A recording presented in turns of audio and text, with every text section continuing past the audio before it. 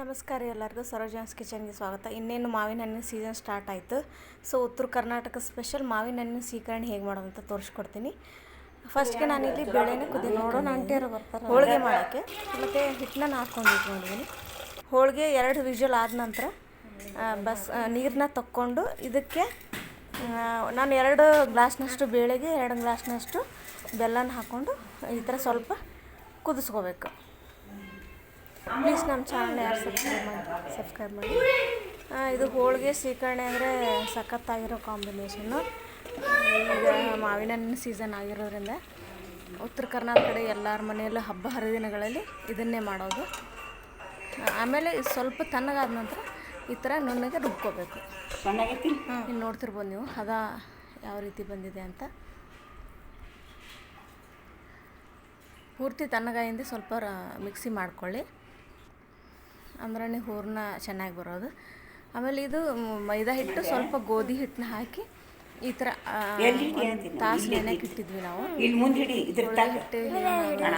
ಹಿಟ್ಟು ಈಗ ಆಲ್ರೆಡಿ ನಾನು ಒಂದು ವೀಡಿಯೋನ ಹೋಳಿಗೆದ್ದು ಹಾಕಿದ್ದೀನಿ.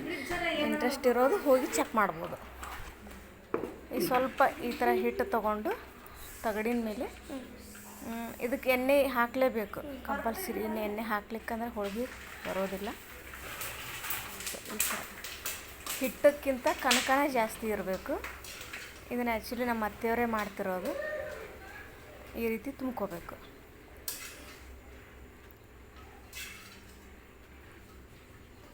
ತುಂಬೋದೂ ಒಂದು ಕಲೆ, ಇದು ಎಲ್ಲರಿಗೂ ಬರೋದಿಲ್ಲ. ಇದು ಈ ರೀತಿ ತುಂಬಿಕೊಂಡು ಸ್ವಲ್ಪ ಎಣ್ಣೆ ಹಾಕಿ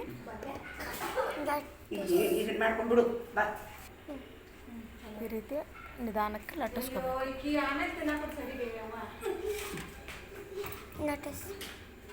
ಎಣ್ಣೆ ಜಾಸ್ತಿ ಹಾಕಬೇಕು ಸ್ವಲ್ಪ, ಇಲ್ಲಾಂದರೆ ಹರಿಯೋ ಚಾನ್ಸಸ್ ಇರುತ್ತೆ.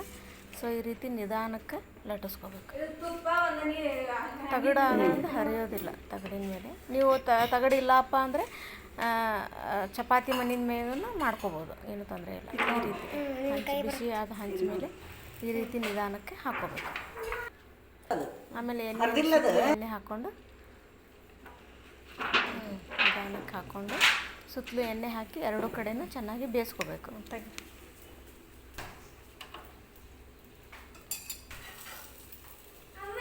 ಯಾವ ರೀತಿ ಬಂದಿದೆ ಅಂತ ನೋಡ್ತಿರ್ಬೋದು ನೀವು. ತುಂಬ ಹೋಳಿಗೆ.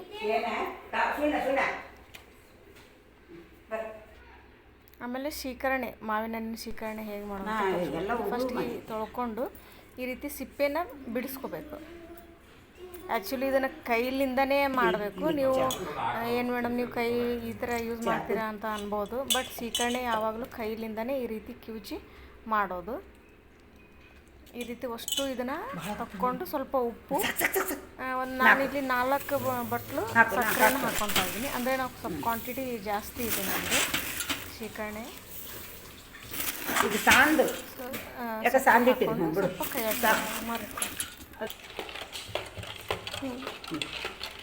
ಈ ರೀತಿ ನೋಡ್ತಿರ್ಬೋದು ಯಾವ ರೀತಿ ಸೊ ಹೋಳಿಗೆ ಶೀಕರಣೆ, ಉತ್ತರ ಕರ್ನಾಟಕ ಸ್ಪೆಷಲ್ ಹೋಳಿಗೆ ಮತ್ತು ಶೀಕರಣೆ ರೆಡಿ. ಸೊ ನಮ್ಮ ಚಾನಲ್ ಯಾರು ಸಬ್ಸ್ಕ್ರೈಬ್ ಮಾಡಿಲ್ಲ ಸಬ್ಸ್ಕ್ರೈಬ್ ಮಾಡಿ. ಇದನ್ನು ಆರೋಗ್ಯ ದೃಷ್ಟಿಯಿಂದನೂ ಇದು ತುಂಬ ಒಳ್ಳೆಯದು. ಸೊ ಮನೆಯಲ್ಲಿ ಎಲ್ಲರೂ ಟ್ರೈ ಮಾಡಿ. Thank you.